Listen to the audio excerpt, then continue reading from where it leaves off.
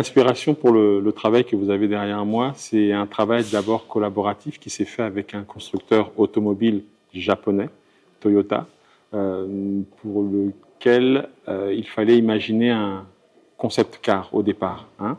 Donc vous savez que l'automobile, c'est un pan important de l'industrie mondiale, et travailler en collaboration, pour moi, d'origine africaine, avec un constructeur japonais, c'était l'opportunité de mettre en exergue ce qui peut nous rapprocher. Donc, au lieu de partir sur un concept car qui ressemble à beaucoup d'autres show cars ou concept cars que l'on a dans l'industrie aujourd'hui, l'idée, c'était plutôt de s'orienter vers un matériau d'abord, un matériau unique, fédérateur et ancestral de pratiques spirituelles. Donc, la plume, pour moi, c'était une des façons d'adresser un concept car, la légèreté, le mouvement et le dynamisme, sans montrer directement de carrosserie automobile. C'était une approche beaucoup plus spirituelle, beaucoup plus une approche beaucoup plus féerique de ce thème-là du concept car. Donc ce que vous avez derrière moi a été montré une fois seulement dans le passé, à Paris, lors d'une exposition qui s'appelait Afrique-Japon intime, à la Maison de la Culture et du Japon de Paris.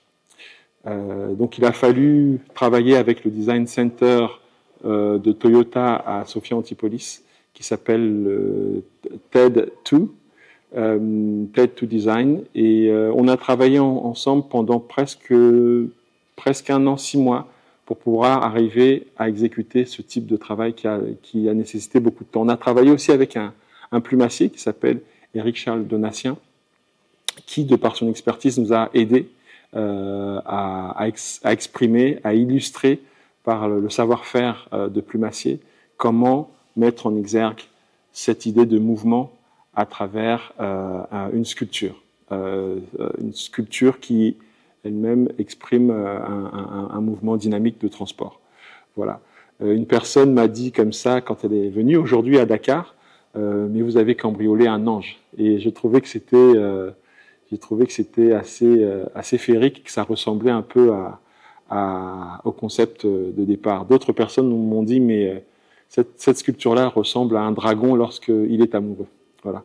Mais dans tous les cas de figure, l'expression qu'on a ici, la sculpture qu'on a ici, elle exprime comment, d'un point de vue de design d'origine Afrique, on peut dialoguer avec une culture, par exemple, comme celle du Japon, et trouver des pans de liaison entiers où on va pouvoir exprimer notre spiritualité avec la leur à travers un objet, la plume, qui est utilisée dans des rites shinto, qui est utilisée dans des rites vaudous, et qui trouve bien sa place ici lorsqu'on parle de magie, de mouvement, de féerie, de légèreté et de spiritualité.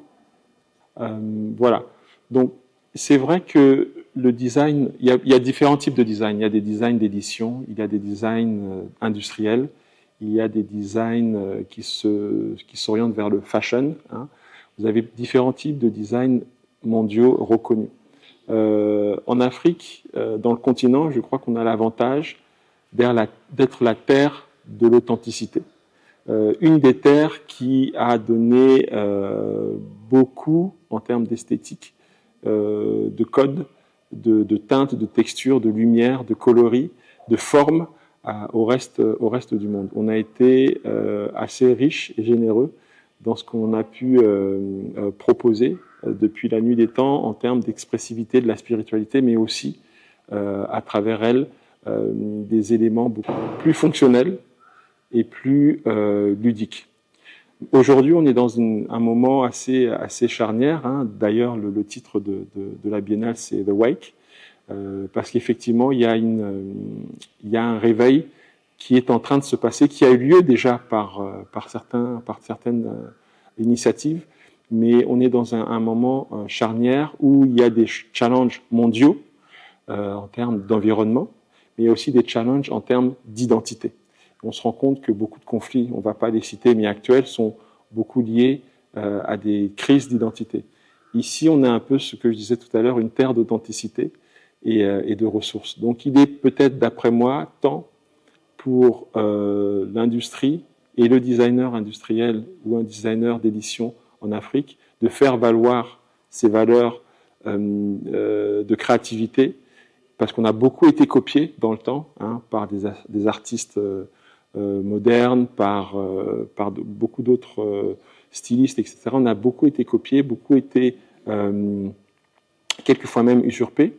Et maintenant, il est temps pour le monde et pour le continent de faire confiance à la création qui vient du continent. C'est ce que fait cette biennale et c'est ce que a essayé d'exacerber cette section design à la biennale. Et je remercie le commissaire, Ousmane Baye, d'avoir pris le risque de montrer à la fois la jeunesse, parce que on a cette richesse aussi en Afrique, c'est qu'on a un continent jeune, faire montrer la jeunesse en création design pour montrer au monde que non seulement les anciens sont toujours là, mais que derrière ça pousse aussi.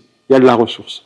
Donc voilà, c'est une biennale qui se veut ouverte, créative, essentielle et gage d'authenticité.